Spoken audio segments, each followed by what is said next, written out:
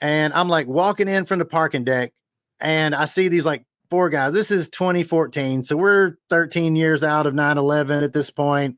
Still, tensions are high. I see 4 like 20-something-year-old Middle Eastern guys, and this is stereotyping, but I guess TSA did as well.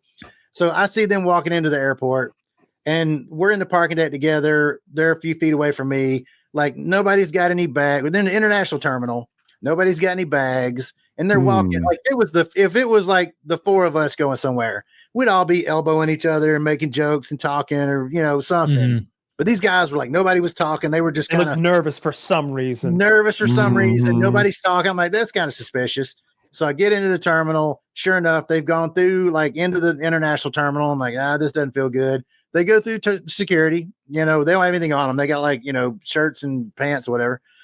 So now we're in the terminal. We get separated, whatever.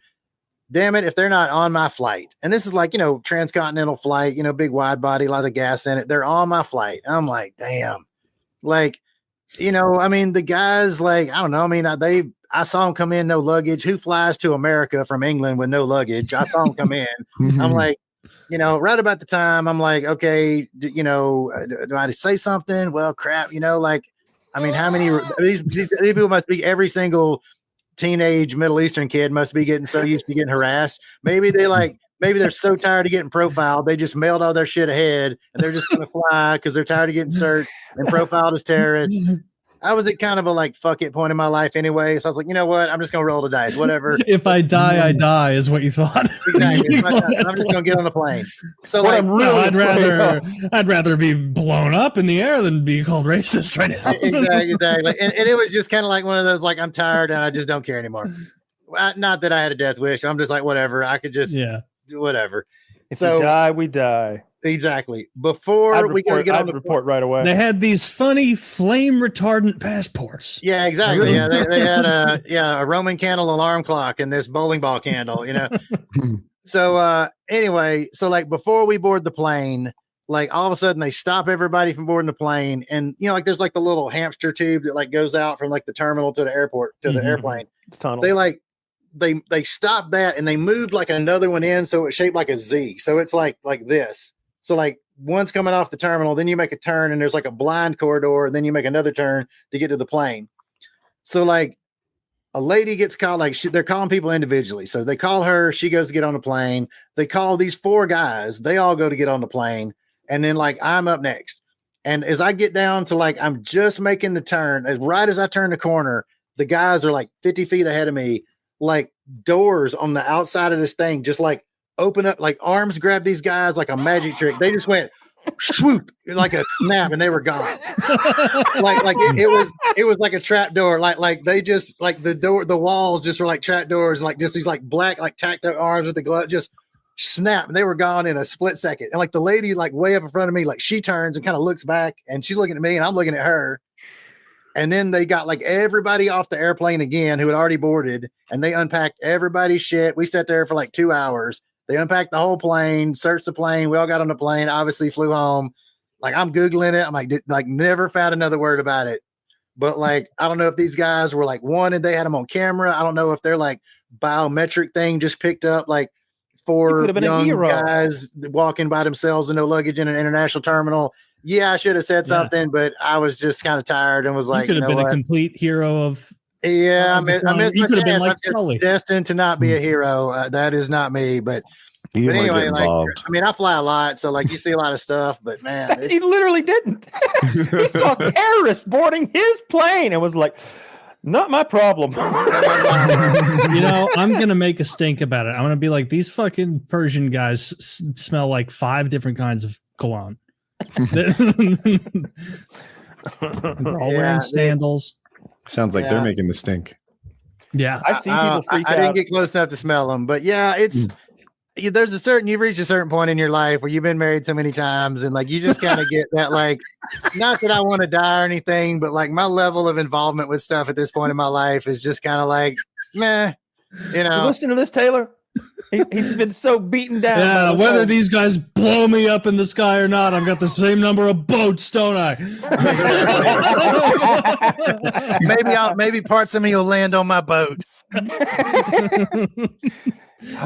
Jesus But- Christ. I see people freak out at the airport, and I would be so afraid, like, even if it weren't my fault, to like raise my voice and make a stink at the airport, because you look insane. And anybody raising their voice in an airport looks insane and unreasonable. Like you never look like you're in the right and you're just mad about this injustice. Everybody's like, oh, is it terror? Is it terror? Oh no, it's a white person. Hey, stop doing that. They're looking for terrorists. You're distracting them from the terrorists. Meanwhile, the was TSA it like that? never caught a terrorist. I'm too young to like remember the world. I think I flew maybe twice in my whole life pre 9/11 as a kid. I like, did. was it like that? Where, like, do you guys remember, like, if people were making a stink at the front counter? Was it just like someone making a stink at Kohl's or Home Depot or something? You didn't feel any different, and now because of 9/11, it's like, oh, this is sketchy. I feel like people didn't make a stink until the last 10, 15 years. Like it's become a thing now where like people get incredibly offended or people are being incredibly offensive on planes. Yeah, Maybe COVID. They do a thing where the number one cause that I see for airport meltdowns is someone is too drunk to get on the plane. Like they've been drinking, waiting on their plane to take off, and now they're like, "You're too drunk to board the plane. You'll have to get a new plane. We'll refund you, and you have to go back to the ticket kiosk, and you're going to be 4 or 6 hours late." But they never can take that because they're too drunk to like be okay with that. So they end up arguing until now you're banned from Spirit Airlines. Now you can't fly. You'll have to go back all the way to the front of the airport and book with another airline. And they're like, fuck that, I'm getting on that plane. And they start hassling people and trying to physically go. And now the cops are dragging you out with a spit mask on, talking about how stupid you are. Like I've seen it so many times. The problem isn't that you're too drunk. The problem is that you're not a chill drunk. If you can walk at all, they'll let you fly. You just got to be relaxed about it. You got to stop drawing attention to yourself. I feel like that's like the level of drunk you'd have to be for like an airport to be like, we'd rather you stay in the terminal has got to be so bananas. Like, because think about the airport. The airport is like the place where people board drink more than anywhere else socially. Like you get there way too early for your flight. What else are you gonna do? Sit down, have a couple drinks, and like some of the worst chicken nugs you've ever had in your life. Like that's what you do at the airport. I don't do it. Yeah, $35. I get bored. I almost always eat at the airport. I'll drink, but I won't buy. I won't eat. I'm not gonna drink without snacks. I'm getting a Bloody Mary. Yeah, comes with snacks. I had a buddy of mine went to buy a burrito at LAX. It was like $42. He said like a chicken box at the Bojangles at the Atlanta airport is like $42.50 or something. Like airport food is crazy expensive. It's bananas. It is, and it's all terrible. Oh, it is. Funny airline food thing. So I was flying out of Mumbai, India, and so I'm in like the nosebleed seats in the very back, cattle class, even though cattle are sacred over there. Anyway, I'm in the back of the plane. It's like, it's an intercontinental flight to England. So it's like a big wide body, big old plane. As we're sitting there waiting to taxi off, the plane has to come to a stop. I guess maybe we're not leaving the gate. Anyway, some dudes up in first class, 2 Indian guys, had like a Tupperware of some kind of like rice dish or something. It was so pungent. I could smell it in the back, but the other passengers in first class all like we're trying to get them to put it away. They wouldn't do it because, of course, they're not backing down. Get fucked. There was a strike in the front. All the first class passengers stood up and refused to take their seat to let the plane take off unless these guys got rid of that stinky food they were eating, and they weren't going to do it. And finally, like the pilot had to come out there, and he was like, get rid of your nasty food, or I'm going to throw you off the plane. And they were like, no, we're not doing it now. You're not going to tell me what to do. And it involved like airport security. And then finally the guys were like, okay, we're going to get rid of the nasty food. They came like with some stewardess put it in a garbage bag and everybody applauded. Like it was that pungent and nasty. It was the worst. I don't know what these guys were eating.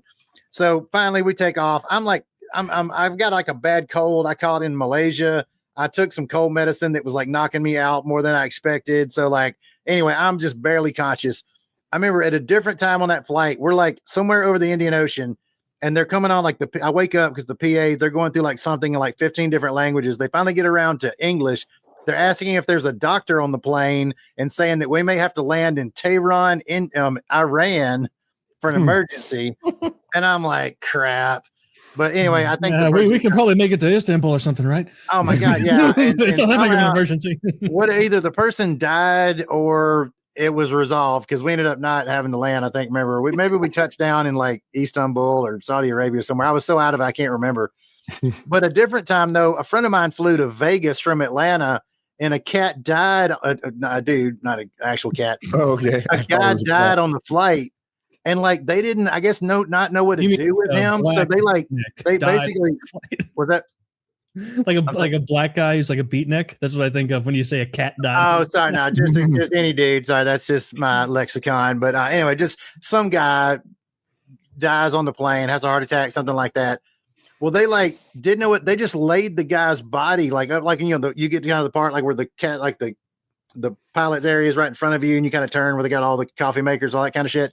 Like they just laid the guy out there dead until the flight landed with everybody looking down the aisle at the dead guy. And then when they landed, like for some reason, rather than like having like EMTs or a stretcher or something, I think somebody put a coat over the guy's face or something.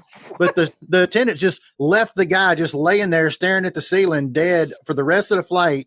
When they landed, I mean, my friend was all like emotionally kind of tore up by this. When they landed, there were no like stretchers. There was no EMTs waiting. Like everybody on the plane had to literally step over this dead guy to get off the plane. This was only like 2 or 3 years ago. I mean, and you know, she was like really upset. I mean, cause that's kind of upsetting to people that have been around dead bodies before. Like, I can't remember what airline it was. Again, it was probably American, but like, what if you have a roller bag? You have to like step over them and then hear the kerthunk of you rolling over. Oh, yeah, no, this guy gets so much leg room. The fuck? The guy's got like track marks over his face. I didn't think about that. Oh, interesting. It was my understanding this guy must have died of a pretzel overdose because we didn't receive any on the flight.